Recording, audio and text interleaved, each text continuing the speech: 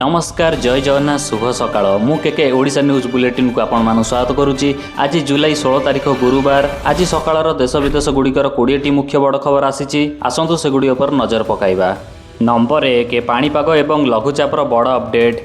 बंगोपसागर में सक्रिय लघुचाप जो आज ओडिशार अधिकांश जिले में प्रबलरू अति प्रबल वर्षा जारी रही।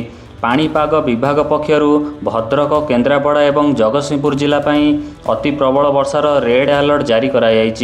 ट्विन सिटी भुवनेश्वर और कटक समेत 20 रु अधिक जिले में बिजुली घड़घड़ी सह वर्षा पाई चेतावनी दि जाइए।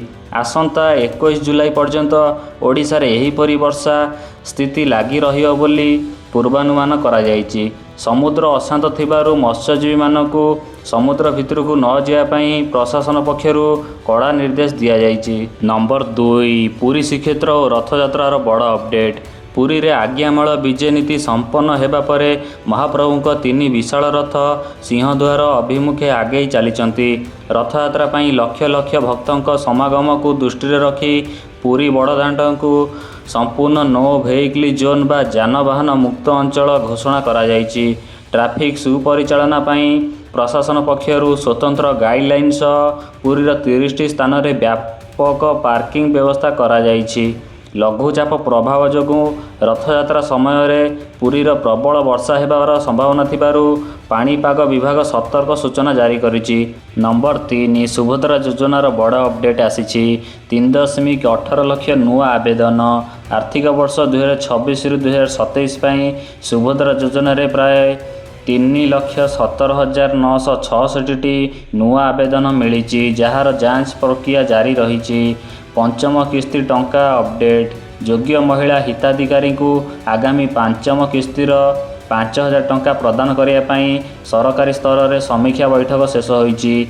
ई जो बैंक लिंक नुआ आवेदनकारी टंका सीधा सड़क आकाउंट जावाई ई डीबीटी एवं एनपीसीआई मैपिंग प्रक्रिया को त्वरान्वित करा जाउची। ऑफिशियल स्टेटस चेक आवेदनकारी माने सेमानकर रिजेक्ट किंबा अप्रूवल स्टेटस सुभद्रा पोर्टाल को जाई आधार नंबर जरिया चेक करि पारिबे। क्षेत्र स्तरीय जांच जो मानकर आवेदन पेंडिंग रही अंगनवाड़ी और ब्लॉक स्तर में फील्ड इनक्वारी करा जाउची। नंबर 4 बेआईन नालीबती गाड़ी विवाद। ओडिशा परिवहन विभाग पक्षर समस्त अनधिकृत सरकारी गाड़ी और क्षेत्रीय अधिकारी गाड़ी बेआईन नाली एवं रंगीन बत्ती हटाइवाई पुलिस और संपृक्त विभाग को निर्देश दि जाइए।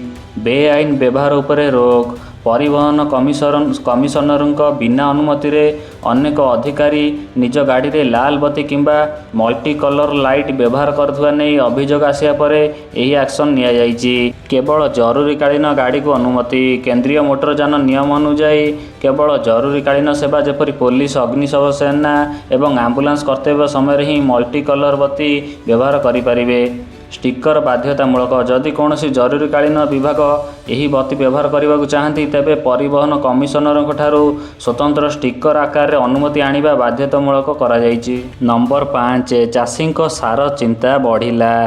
तीव्र सार संकट आसिला। खरीफ चाष जोरदार चलता बेले बलांगीर संबलपुर और बरगढ़ समेत विभिन्न जिले में यूरिया और डीएपी सारर घोर अभाव देखा देइछि। कला बजारीर अभियोग। बरगढ़ भली प्रमुख धान हब्रे सार मिलुनथिया बेले बाहर बजार यार बेआईन कला बजारी एवं चढ़ा दर में बिक्री होउथुवा नै चाषी माने अभियोग करुचंती। सरकारक दाबी। अन्यपटे कृषि मंत्री और विभागीय अधिकारी कहवा अनुसार राज्य में पर्याप्त सार गच्छित अच्छी एवं समस्यार समाधान पैक्स माध्यम जोगाण चली। चाषी आंदोलन। सार उपलब्ध न हेबा कारण रुआ बिहुड़ा समय अनेक स्थान में चाषी माने असंतोष प्रकाश करने सह राजपथ अवरोध कर विरोध प्रदर्शन करुचंती। राष्ट्रीय नीति को मंजूरी। यही सार समस्या मध्य आज केंद्र कैबिनेट देश को आत्मनिर्भर करने national investment policy for urea 2026 को मंजूरी देइचंती जहाँ आगामी दिन में सार उत्पादन बढ़ाइबो। Number 6 Bhubaneswar hit and run. 24 घंटे द्वितीय दुर्घटना। शास्त्रीनगर मर्सिडीज दुर्घटना 24 घंटा न पूर्ण गतकाली विलंबित राति खंडगिरी ओभरब्रिज उपरे आउ एक मर्मन्तुद हिट एंड रन दुर्घटना घटी। जोटी एक द्रुतगामी अजणा गाड़ी ଧକ୍କାରେ 2 ଜଣ ବାଇକ୍ ଆରୋହୀ ଯୁବକଙ୍କର ମୃତ୍ୟୁ ହୋଇଛି। ମୃତକଙ୍କ ପରିଚୟ ଓ ତଦନ୍ତ।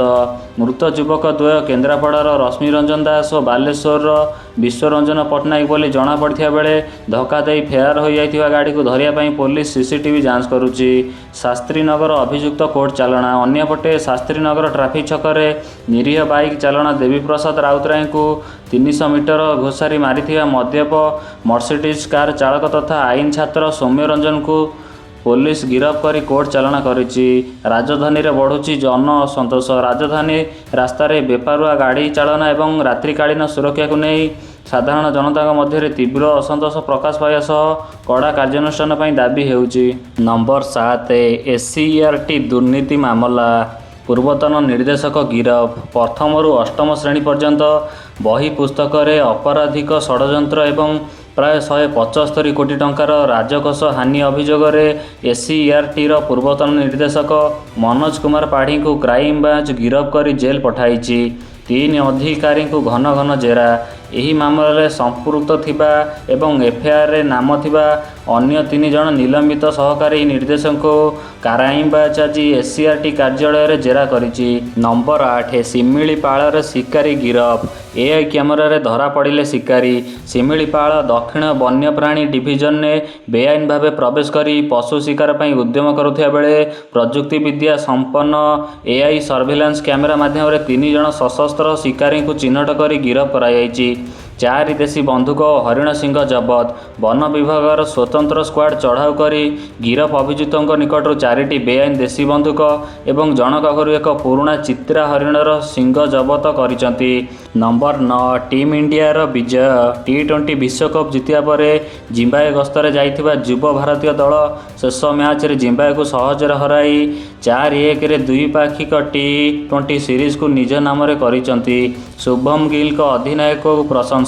ପ୍ରଥମ ମ୍ୟାଚ୍ ହାରିବା ପରେ ଅଧିନାୟକ ଶୁଭମ ଗିଲଙ୍କ ନେତୃତ୍ୱରେ ଦଳ କମ୍ବ୍ୟାକ୍ କରି ଲଗାତାର 4ଟି ମ୍ୟାଚ୍ ଜିତିଥିବାରୁ ଏହି ଯୁବ ବିଗ୍ରେଡ୍ ସାରା ଦେଶକୁ ଶୁଭେଚ୍ଛାର ସୁଅ ଛୁଟିଛି। ନମ୍ବର 10 ମଧ୍ୟପ୍ରାଚ୍ୟରେ ଯୁଦ୍ଧ ସ୍ଥିତି। ଇରାନ ଉପରେ ଆମେରିକାର ବଡ଼ ଆକ୍ରମଣ। ହରମୁଜ୍ ପ୍ରଣାଳୀ ବିବାଦ ମଧ୍ୟରେ ଆମେରିକା ସେଣ୍ଟ୍ରାଲ କମାଣ୍ଡ ଇରାନର ମିସାଇଲ ଓ ଡ୍ରୋନ୍ ପ୍ରକଳ୍ପଗୁଡ଼ିକ ଉପରେ ବ୍ୟାପକ ସାମରିକ ଏୟାର ଷ୍ଟ୍ରାଇକ୍ କରିଛି, ଯେଉଁଥିରେ ଅତି କମ୍ରେ 7 ଜଣ ଇରାନୀ ସୈନିକଙ୍କ ମୃତ୍ୟୁ ହୋଇଛି। ଇସ୍ରାଏଲର ଚେତାବନୀ ଓ ଗାଜା ଆକ୍ରମଣ। ଅନ୍ୟପଟେ ଇସ୍ରାଏଲ ପ୍ରଧାନମନ୍ତ୍ରୀ ବେଞ୍ଜାମିନ୍ ନେତାନ୍ୟାହୁ ମଧ୍ୟ ଇରାନକୁ କଡ଼ା ଚେତାବନୀ ଦେଇଛନ୍ତି ଏବଂ ଗାଜା ଉପରେ ଇସ୍ରାଏଲର ଏୟାର ଷ୍ଟ୍ରାଇକ୍ ଜାରି ରହିଥିବାରୁ ସ୍ଥିତି ଅଧିକ ଜଟିଳ ହେବାରେ ଲାଗିଛି। ନମ୍ବର 11 କୁତ୍ରା ପାହାଡ଼ ଦୁର୍ଘଟଣାର ବଡ଼ ଅପଡେଟ୍। ସୁନ୍ଦରଗଡ଼ ଜିଲ୍ଲାର କୁତ୍ରା ବ୍ଲକ ଅନ୍ତର୍ଗତ ଲିଟିପେଡ଼ାରୁ ଖାତକୁରୁ ବାହଲ ରାସ୍ତାରେ ଏକ ଭୟାବହ ସଡ଼କ ଦୁର୍ଘଟଣା ଘଟି ଜଣେ ଯୁବକଙ୍କର ମୃତ୍ୟୁ ହୋଇଥିବା ବେଳେ 3 ଜଣ ଗୁରୁତର ଆହତ ହୋଇଛନ୍ତି। ମୃତକଙ୍କ ପରିଚୟ। ଦୁର୍ଘଟଣାରେ ପ୍ରାଣ ହରାଇଥିବା ଯୁବକ ସ୍ଥାନୀୟ ଅଞ୍ଚଳର ଶିବଲାଲ ସାମନ୍ତ ବୋଲି ଜଣାପଡ଼ିଛି ଏବଂ ଅନ୍ୟ ଆହତମାନଙ୍କୁ ତୁରନ୍ତ ଡାକ୍ତରଖାନାରେ ଭର୍ତ୍ତି କରାଯାଇଛି। ଉତ୍ତେଜନା ପୋଲିସର ଖୋଳତାଡ଼। ଏହି ଦୁର୍ଘଟଣା ପରେ ସ୍ଥାନୀୟ ଅଞ୍ଚଳରେ କିଛି ସମୟ ପାଇଁ ଉତ୍ତେଜନା ପ୍ରକାଶ ପାଇଥିବା ବେଳେ କୁତ୍ରା ଥାନା ପୋଲିସ ଘଟଣା ଅଞ୍ଚଳରେ ପହଞ୍ଚି ମୃତଦେହ ଜବତ କରିବା ସହ ତଦନ୍ତ ଆରମ୍ଭ କରିଛି। ନମ୍ବର 12 ଆଳୁ ଓ ପରିବା ଦର ବୃଦ୍ଧି। ରାଜ୍ୟରେ ଆଳୁ କିଲୋ ପ୍ରତି 40 ଟଙ୍କାରୁ 45 ଟଙ୍କା ବେଳେ ବାଇଗଣ, ପୋଟଳ, ଭେଣ୍ଡି ଓ ଟମାଟୋ ଭଳି ସମସ୍ତ ପ୍ରମୁଖ ପରିବାର ଦାମ କିଲୋ ପିଛା 80ରୁ 100 ଟଙ୍କା ଅଧିକ ହୋଇଥିବାରୁ ଗ୍ରାହକ ହନ୍ତସନ୍ତ ହେଉଛନ୍ତି। ଯୋଗାଣ ସମସ୍ୟା ଓ କୃତ୍ରିମ ଅଭାବ। ପଶ୍ଚିମବଙ୍ଗରୁ ଆଳୁ ଆମଦାନୀ ହ୍ରାସ ପାଇବା ଏବଂ ପ୍ରବଳ ଗରମ ବର୍ଷା ଯୋଗୁଁ ସ୍ଥାନୀୟ ପରିବା ଫସଲ ନଷ୍ଟ ହେବା କାରଣରୁ ବଜାରରେ ଏହିଭଳି ସ୍ଥିତି ଉପୁଜିଥିବା ବେଳେ କେତେକ ସ୍ଥାନରେ ବ୍ୟବସାୟୀମାନେ କୃତ୍ରିମ ଅଭାବ ସୃଷ୍ଟି କରୁଥିବା ଅଭିଯୋଗ ହୋଇଛି। ନମ୍ବର 14 ସୀମାରେ ସତର୍କତା। ମଧ୍ୟପ୍ରାଚ୍ୟରେ ଉପୁଜିଥିବା ଯୁଦ୍ଧ ସ୍ଥିତି ଓ ସାମରିକ ଉତ୍ତେଜନାକୁ ଦୃଷ୍ଟିରେ ରଖି ଭାରତର ପଶ୍ଚିମ ଓ ପୂର୍ବ ସୀମାନ୍ତ ସମେତ ସମସ୍ତ ଆନ୍ତର୍ଜାତୀୟ ସୀମାରେ ସେନା ଓ BSF ପକ୍ଷରୁ ସୁରକ୍ଷା ବ୍ୟବସ୍ଥାକୁ ଅତି କଡ଼ାକଡ଼ି କରିବା ସହ ହାଇ ଆଲର୍ଟ ଜାରି କରାଯାଇଛି। ନମ୍ବର 15 କଟକ SCBରେ ଅତ୍ୟାଧୁନିକ ସେବା। ହସ୍ପିଟାଲ ଓ ଟେଲିମେଡିସିନ ସମ୍ପ୍ରସାରଣ।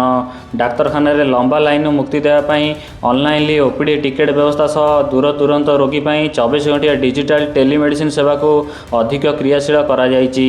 ICU ବେଡ୍ ବୃଦ୍ଧି। ବିଭିନ୍ନ ଗୁରୁତର ବିଭାଗରେ ରୋଗୀଙ୍କ ଭିଡ଼କୁ ଦେଖି ସରକାରଙ୍କ ପକ୍ଷରୁ ସ୍ୱତନ୍ତ୍ର ପାଣ୍ଠି ଜରିଆରେ ଅତିରିକ୍ତ ଅତ୍ୟାଧୁନିକ ICU ବେଡ୍ ଏବଂ ଭେଣ୍ଟିଲେଟର ସଂଖ୍ୟା ବଢ଼ାଇବା ପ୍ରକ୍ରିୟାକୁ ଆଜି ତ୍ୱରାନ୍ୱିତ କରାଯାଇଛି।